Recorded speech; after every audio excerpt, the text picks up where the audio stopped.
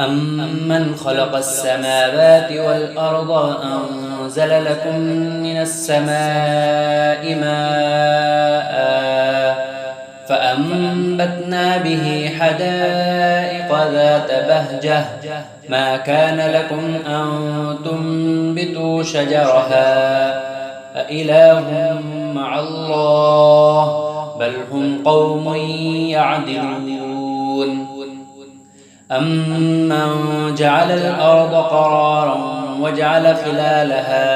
أَنْهَارًا وَجَعَلَ لَهَا رَوَاسِيَ وَجَعَلَ بَيْنَ الْبَحْرَيْنِ حَاجِزًا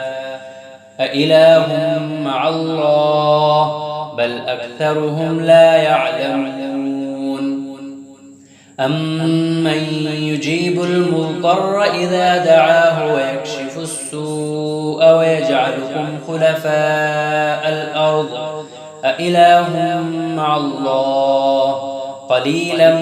مَّا تَذَكَّرُونَ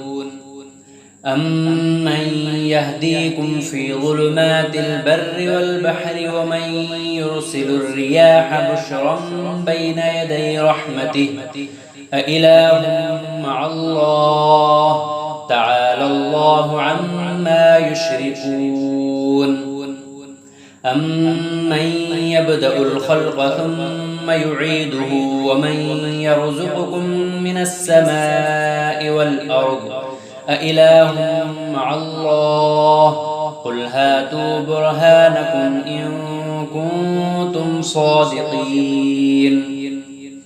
قُل لا يَعْلَمُ مَن فِي السَّمَاوَاتِ وَالْأَرْضِ الْغَيْبَ إِلَّا اللَّهُ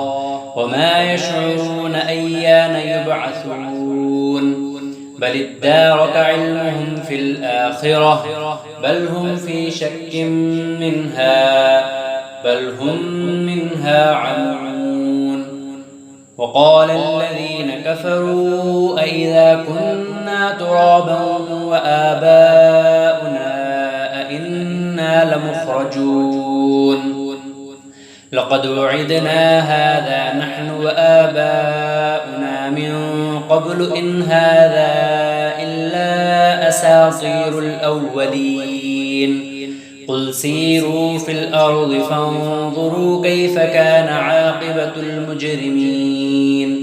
وَلَا تَحْزَنْ عَلَيْهِمْ وَلَا تَكُن فِي ضَيْقٍ مِّمَّا يَمْكُرُونَ وَيَقُولُونَ مَتَىٰ هَٰذَا الْوَعْدُ إِن كُنتُمْ صَادِقِينَ قُلْ عَسَىٰ أَن يَكُونَ رَدِفَ لَكُم بَعْضُ الَّذِي تَسْتَعْجِلُونَ وَإِنَّ رَبَّكَ لَذُو فَضْلٍ عَلَى النَّاسِ وَلَٰكِنَّ أَكْثَرَهُمْ لَا يَشْكُرُونَ وَإِنَّ رَبَّكَ لَيَعْلَمُ مَا تُكِنُّ صُدُورُهُمْ وَمَا يُعْلِنُونَ وَمَا مِنْ غَائِبَةٍ فِي السَّمَاءِ وَالْأَرْضِ إِلَّا فِي كِتَابٍ مُّبِينٍ إِنَّ هَٰذَا الْقُرْآنَ يَقُصُّ عَلَىٰ بَنِي إِسْرَائِيلَ أَكْثَرَ الَّذِي هُمْ فِيهِ يَخْتَلِفُونَ وَإِنَّهُ لَهُدًى وَرَحْمَةٌ لِّلْمُؤْمِنِينَ إِنَّ رَبَّكَ يَقْضِي بَيْنَهُم بِحُكْمِهِ وَهُوَ الْعَزِيزُ الْعَلِيمُ فَتَوَكَّلْ عَلَى اللَّهِ إِنَّكَ عَلَى الْحَقِّ الْمُبِينِ إِنَّكَ لَا تُسْمِعُ الْمَوْتَىٰ وَلَا تُسْمِعُ الصُّمَّ الدُّعَاءَ إِذَا وَلَّوْا مُدْبِرِينَ وَمَا أَنتَ بِهَادِ الْعُمْيِ عَن ضَلَالَتِهِمْ إِن تُسْمِعُ إِلَّا مَن يُؤْمِنُ بِآيَاتِنَا فَهُم مُّسْلِمُونَ وَإِذَا وَقَعَ الْقَوْلُ عَلَيْهِمْ أَخْرَجْنَا لَهُمْ دَابَّةً مِّنَ الْأَرْضِ تُكَلِّمُهُمْ أَنَّ النَّاسَ كَانُوا بِآيَاتِنَا لَا يُوقِنُونَ وَيَوْمَ نَحْشُرُ مِن كُلِّ أُمَّةٍ فَوْجًا مِّمَّن يُكَذِّبُ بِآيَاتِنَا فَهُمْ يُوزَعُونَ حَتَّىٰ إِذَا جَاءُوا قَالَ تحيطوا بها علما أم ماذا كنتم تعملون ووقع القول عليهم بما ظلموا فهم لا ينطقون ألم يروا أنا جعلنا الليل ليسكنوا فيه والنهار مبصرا إن في ذلك لآيات لقوم يؤمنون ويوم ينفخ في الصور ففزع من في السماوات ومن في الأرض إلا من شاء الله وكل أتوه داخرين وترى الجبال تحسبها جامدة وهي تمر مر السحاب صنع الله الذي أتقن كل شيء إنه خبير بما تفعلون من جاء بالحسنة فله خير منها وهم من فزع يومئذ آمنون ومن جاء بالسيئة فكبت وجوههم في النار هل تجزون إلا ما كنتم تعملون إنما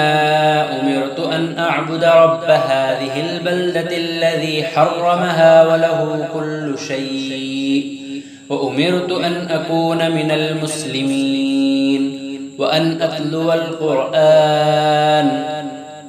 فمن اهتدى فإنما يهتدي لنفسه ومن ضل فقل إنما أنا من المنذرين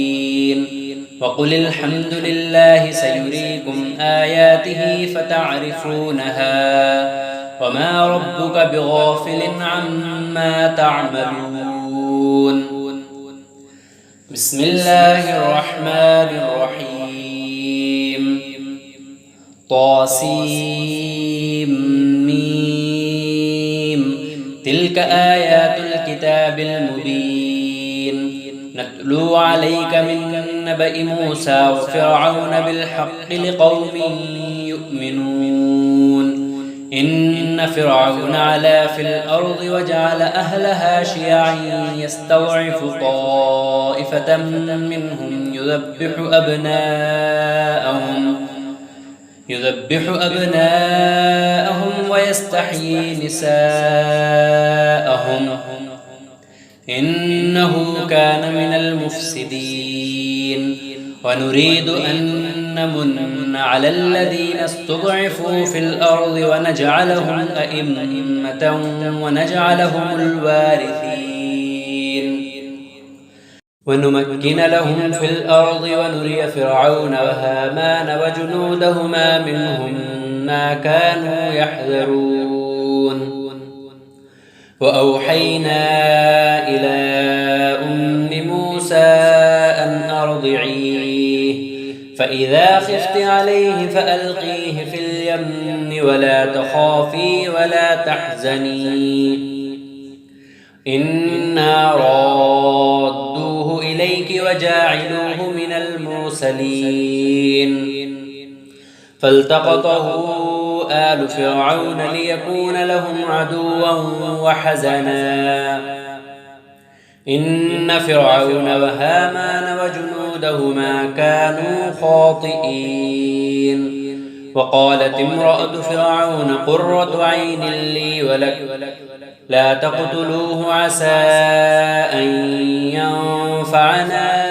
أو نتخذه ولدا وهم لا يشعرون وأصبح فؤاد أم موسى فارغا إن كادت لتبدي به لولا أن ربطنا على قلبها لتكون من المؤمنين وقالت لأخته قصيه فبصرت به عن جنب وهم لا يشعرون وحرمنا عليه المراضع من قبل فقالت هل أدلكم على أهل بيت يكفلونه لكم وهم له ناصحون فرددناه إلى أمه كي تقر عينها ولا تحزن ولتعلم أن وعد الله حق ولكن أكثرهم لا يعلمون. ولما بلغ أشده واستوى آتيناه حكما وعلما وكذلك نجزي المحسنين. ودخل المدينة على حين غفلة من أهلها فوجد فيها رجلين يقتتلان، هذا من شيعته وهذا من عدوه، فاستغاثه الذي من شيعته على الذي من عدوه فوكزه موسى فقضى عليه، قال هذا من عمل الشيطان إنه عدو مضل مبين. قال رب إني ظلمت نفسي فاغفر لي فغفر له إنه هو الغفور الرحيم. قال رب بما أنعمت علي فلن أكون ظهيرا للمجرمين. فأصبح في المدينة خائفا يترقب فإذا الذي استنصره بالأمس يستصرخه، قال له موسى إنك لغوي مبين. فلما أن أراد أن يبطش بالذي هو عدو لهما قال يا موسى أتريد أن تقتلني كما قتلت نفسا بالأمس إن تريد إلا أن تكون جبارا في الأرض وما تريد أن تكون من المصلحين. وجاء رجل من أقصى المدينة يسعى قال يا موسى إن الملأ يأتمرون بك ليقتلوك فاخرج إني لك من الناصحين. فخرج منها خائفا يترقب قال رب نجني من القوم الظالمين. ولما توجه تلقاء مدين قال عسى ربي أن يهديني سواء السبيل. ولما ورد ماء مدين وجد عليه أمة من الناس يسقون ووجد من دونهم امرأتين تذودان قال ما خطبكما قالتا لا نسقي حتى يصدر الرعاء وأبونا شيخ كبير. فسقى لهما ثم تولى إلى الظل فقال رب إني لما أنزلت إلي من خير فقير. فجاءته إحداهما تمشي على استحياء قالت إن أبي يدعوك ليجزيك أجر ما سقيت لنا. فلما جاءه وقص عليه القصص قال لا تخف نجوت من القوم الظالمين. قالت إحداهما يا أبت استأجره إن خير من استأجرت القوي الأمين. قال إني أريد أن أنكحك إحدى ابنتي هاتين على أن تأجرني 8 حجج فإن أتممت 10 فمن عندك وما أريد أن أشق عليك ستجدني إن شاء الله من الصالحين. قال ذلك بيني وبينك أيما الأجلين قضيت فلا عدوان علي والله على ما نقول وكيل. فلما قضى موسى الأجل وسار بأهله آنس من جانب الطور نارا قال لأهلهم كثوا إني آنست نارا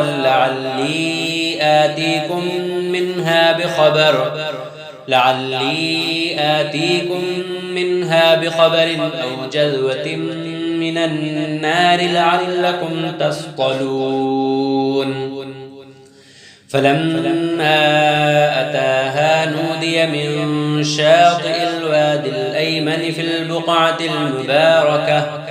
البقعة المباركة من الشجرة أن يا موسى إني أنا الله رب العالمين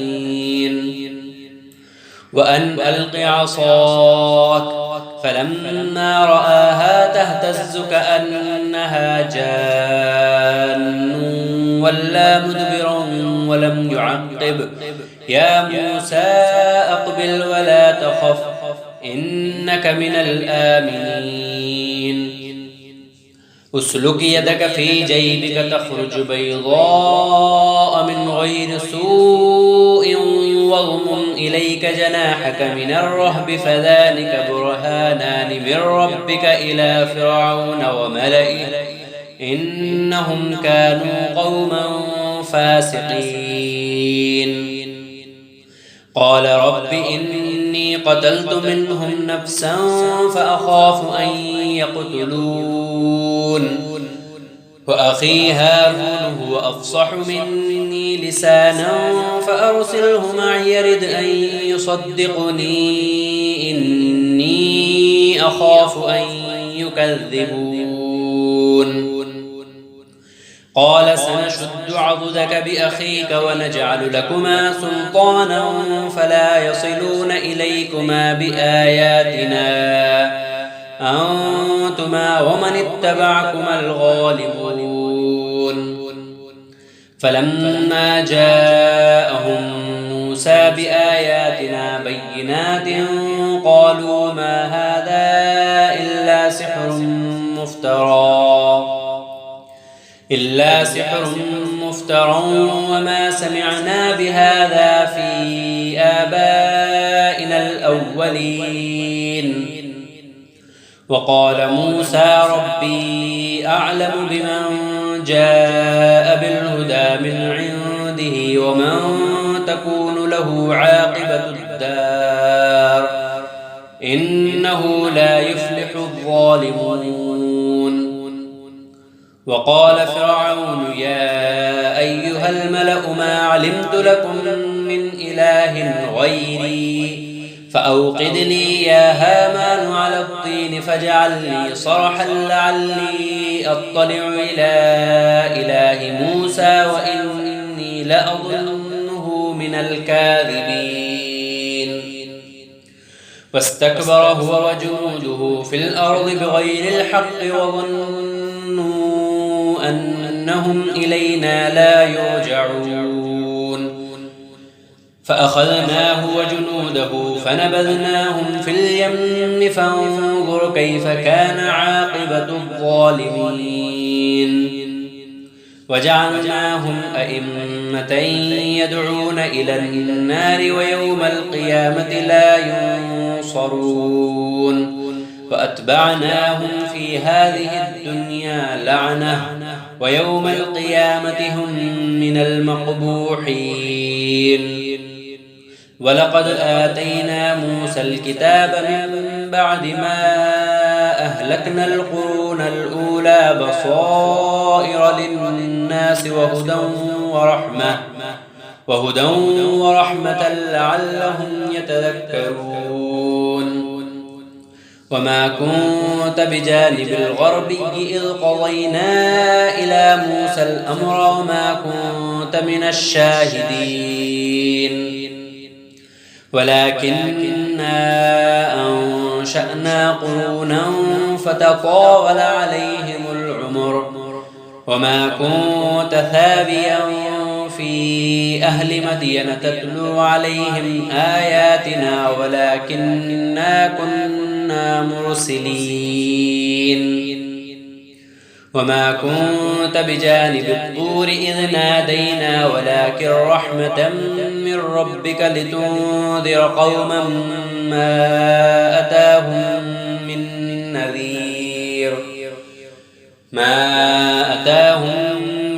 نذير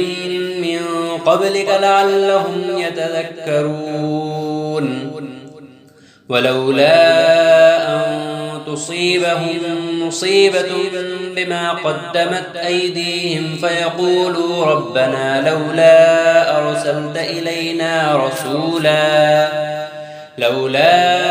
أرسلت إلينا رسولا فنتبع آياتك ونكون من المؤمنين فلما جاءهم الحق من عندنا قالوا لولا أوتي مثل ما أوتي موسى أولم يكفروا بما أوتي موسى من قبل قالوا سحران تظاهرا وقالوا إنا بكل كافرون قل فأتوا بكتاب من عند الله هو أهدى منهما أتبعه إن كنتم صادقين فإن لم يستجيبوا لك فاعلم أنما يتبعون أهواءهم ومن أضل ممن اتبع هواه بغير هدى من الله إن الله لا يهدي القوم الظالمين ولقد وصلنا لهم القول لعلهم يتذكرون الذين آتيناهم الكتاب من قبله هم به يؤمنون وإذا يتلى عليهم قالوا آمنا به إنه الحق من ربنا إنا كنا من قبله مسلمين أولئك يؤتون أجرهم مرتين بما صبروا ويدرؤون بالحسنة السيئة ومما رزقناهم ينفقون وإذا سمعوا اللغو أعرضوا عنه وقالوا لنا أعمالنا ولكم أعمالكم سلام عليكم لا نبتغي الجاهلين إنك لا تهدي من أحببت ولكن الله يهدي من يشاء وهو أعلم بالمهتدين وقالوا إن نتبع الهدى معك نتخطف من أرضنا أولم نمكن لهم حرما آمنا يجبى إليه ثمرات كل شيء رزقا من لدنا ولكن أكثرهم لا يعلمون وكم أهلكنا من قرية بطرت معيشتها فتلك مساكنهم لم تسكن من بعدهم إلا قليلا وكنا نحن الوارثين وما كان ربك مهلك القرى حتى يبعث في أمها رسولا يتلو عليهم آياتنا وما كنا مهلك القرى إلا وأهلها ظالمون وما أوتيتم من شيء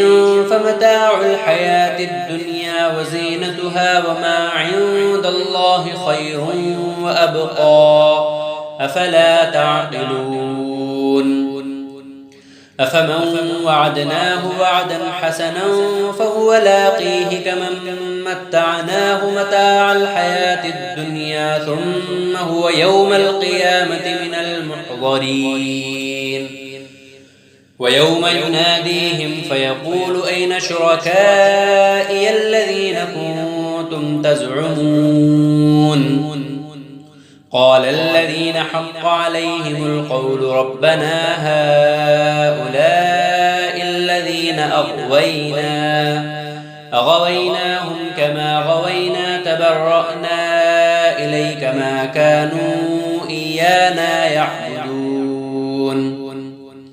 وقيل ادعوا شركاءكم فدعوهم فلم يستجيبوا لهم ورأوا العذاب لو أنهم كانوا يهتدون ويوم يناديهم فيقول ماذا أجبتم المرسلين فعميت عليهم الأنباء يومئذ فهم لا يتساءلون فأما من تاب وآمن وعمل صالحا فعسى أن يكون من المفلحين وربك يخلق ما يشاء ويختار ما كان لهم الخيرة سبحان الله وتعالى عما يشركون وربك يعلم ما تكن صدورهم وما يعلنون وهو الله لا إله إلا هو له الحمد في الأولى والآخرة وله الحكم وإليه ترجعون قل أرأيتم إن جعل الله عليكم الليل سرمدا إلى يوم القيامة من إله غير الله يأتيكم بضياء أفلا تسمعون قل أرأيتم إن جعل الله عليكم النهار سرمدا إلى يوم القيامة من إله غير الله يأتيكم بليل تسكنون فيه أفلا تبصرون ومن رحمته جعل لكم الليل والنهار لتسكنوا فيه ولتبتغوا من فضله ولعلكم تشكرون ويوم يناديهم فيقول أين شركائي الذين كنتم تزعمون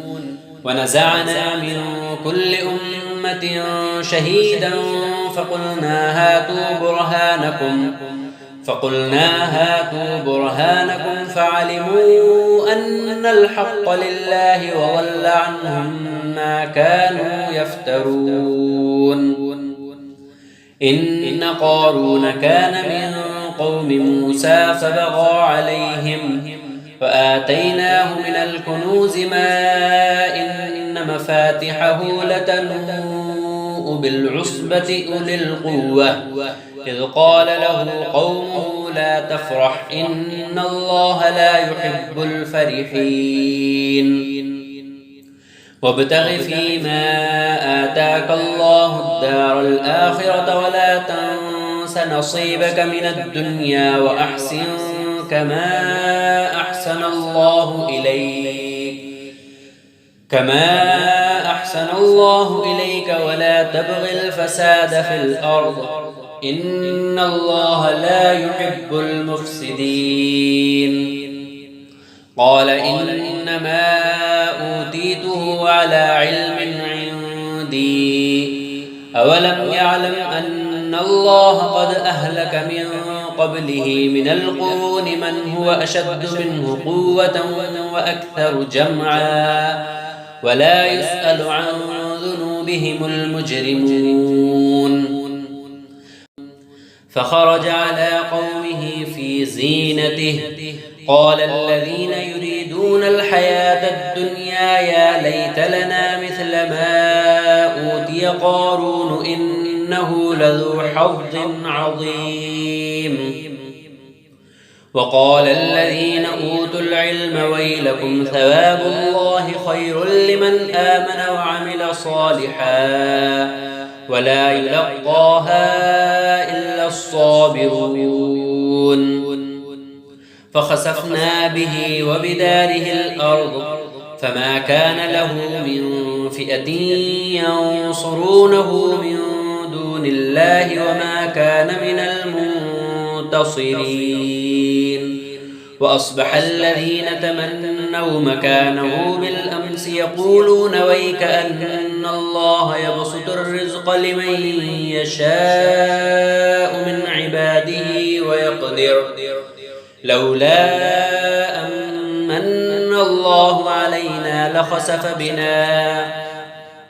وكأنه لا يفلح الكافرون تلك الدار الآخرة نجعلها للذين لا يريدون علوا في الأرض ولا فسادا والعاقبة للمتقين من جاء بالحسنة فله خير منها ومن جاء بالسيئة فلا يجزى الذين عملوا السيئات إلا ما كانوا يعملون إن الذي فرض عليك القرآن لرادك إلى معاد قل ربي أعلم من جاء بالهدى ومن هو في ضلال مبين وما كنت ترجو أن يلقى إليك الكتاب إلا رحمة من ربك فلا تكونن ظهيرا للكافرين ولا يصدنك عن آيات الله بعد إذ أنزلت إليك وادع إلى ربك ولا تكونن من المشركين ولا تدع مع الله إلها آخر لا إله إلا هو كل شيء هالك إلا وجهه له الحكم وإليه ترجعون بسم الله الرحمن الرحيم ألف لام ميم أحسب الناس أن يتركوا أن يقولوا آمنا وهم لا يفتنون ولقد فتنا الذين من قبلهم فليعلمن الله الذين صدقوا وليعلمن الكاذبين أم حسب الذين يعملون السيئات أن يسبقونا ساء ما يحكمون من كان يرجو لقاء الله فإن أجل الله لآت وهو السميع العليم ومن جاهد فإنما يجاهد لنفسه إن الله لغني عن العالمين والذين آمنوا وعملوا الصالحات لنكفرن عنهم سيئاتهم ولنجزينهم أحسن الذي كانوا يعملون ووصينا الإنسان بوالديه حسنا وإن جاهداك لتشرك بي ما ليس لك به علم فلا تطعهما إلي مرجعكم فأنبئكم بما كنتم تعملون والذين آمنوا وعملوا الصالحات لندخلنهم في الصالحين ومن الناس من يقول آمنا بالله فإذا أوذي في الله جعل فتنة الناس كعذاب الله ولئن جاء نصر من ربك ليقولن إنا كنا معكم أوليس الله بأعلم بما في صدور العالمين وليعلمن الله الذين آمنوا وليعلمن المنافقين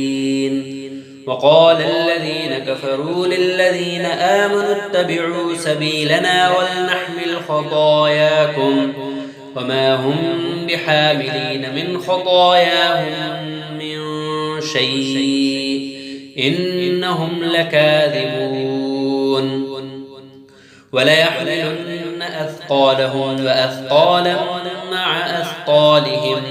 وليسألن يوم القيامة عما كانوا يفترون ولقد أرسلنا نوحا إلى قومه فلبث فيهم 1000 سنة إلا 50 عاما فأخذهم الطوفان وهم ظالمون فأنجيناه وأصحاب السفينة وجعلناها آية للعالمين. وإبراهيم إذ قال لقومه اعبدوا الله واتقوه ذلكم خير لكم إن كنتم تعلمون. إنما تعبدون من دون الله أوثانا وتخلقون إفكا إن الذين تعبدون من دون الله لا يملكون لكم رزقا فابتغوا عند الله الرزق واعبدوه واشكروا له إليه ترجعون. وإن تكذبوا فقد كذب من قبلكم وما على الرسول إلا البلاغ المبين. أولم يروا كيف يبدئ الله الخلق ثم يعيده إن ذلك على الله يسير. قل سيروا في الأرض فانظروا كيف بدأ الخلق ثم الله ينشئ النشأة الآخرة إن الله على كل شيء قدير. يعذب من يشاء ويرحم من يشاء وإليه تقلبون. وما أنتم بمعجزين في الأرض ولا في السماء وما لكم من دون الله من ولي ولا نصير. والذين كفروا بآيات الله ولقائه أولئك يئسوا من رحمته وأولئك لهم عذاب أليم. فما كان جواب قومه إلا أن قالوا اقتلوه أو حرقوه فأنجاه الله من النار إن في ذلك لآيات لقوم يؤمنون. وقال إنما اتخذتم من دون الله أوثانا مودة بينكم في الحياة الدنيا ثم يوم القيامة يكفر بعضكم ببعض ويلعن بعضكم بعضا ومأواكم النار وما لكم من ناصرين. فآمن له لوط وقال إني مهاجر إلى ربي إنه هو العزيز الحكيم. ووهبنا له إسحاق ويعقوب وجعلنا في ذريته النبوة والكتاب وآتيناه أجره في الدنيا وإنه في الآخرة لمن الصالحين. ولوطا إذ قال لقومه إنكم لتأتون الفاحشة ما سبقكم بها من أحد من العالمين. إنكم لتأتون الرجال وتقطعون السبيل وتأتون في ناديكم المنكر. فما كان جواب قومه إلا أن قالوا ائتنا بعذاب الله إن كنت من الصادقين. قال رب انصرني على القوم المفسدين. ولما جاءت رسلنا إبراهيم بالبشرى قالوا إنا مهلكو أهل هذه القرية إن أهلها كانوا ظالمين. قال إن فيها لوطا قالوا نحن أعلم بمن فيها لننجينه وأهله إلا امرأته كانت من الغابرين. ولما أن جاءت رسلنا لوطا سيء بهم وضاق بهم ذرعا وقالوا لا تخف ولا تحزن إنا منجوك وأهلك إلا امرأتك كانت من الغابرين إنا منزلون على أهل هذه القرية رجزا من السماء بما كانوا يفسقون ولقد تركنا منها آية بينة لقوم يعقلون وإلى مدين أخاهم شعيبا فقال يا قوم اعبدوا الله وارجوا اليوم الآخر ولا تعثوا في الأرض مفسدين فكذبوه فأخذتهم الرجفة فأصبحوا في دارهم جاثمين وعادا وثمود وقد تبين لكم من مساكنهم وزين لهم الشيطان أعمالهم فصدهم عن السبيل وكانوا مستبصرين وقارون وفرعون وهامان ولقد جاءهم موسى بالبينات فاستكبروا في الأرض وما كانوا سابقين فكلا أخذنا بذنبه فمنهم من أرسلنا عليه حاصبا ومنهم من أخذته الصيحة ومنهم من خسفنا به الأرض ومنهم من أغرقنا وما كان الله ليظلمهم ولكن كانوا أنفسهم يظلمون مثل الذين اتخذوا من دون الله أولياء كمثل العنكبوت اتخذت بيتا وإن أوهن البيوت لبيت العنكبوت لو كانوا يعلمون إن الله يعلم ما يدعون من دونه من شيء وهو العزيز الحكيم وتلك الأمثال نضربها للناس وما يعقلها إلا العالمون خلق الله السماوات والأرض بالحق إن في ذلك لآية للمؤمنين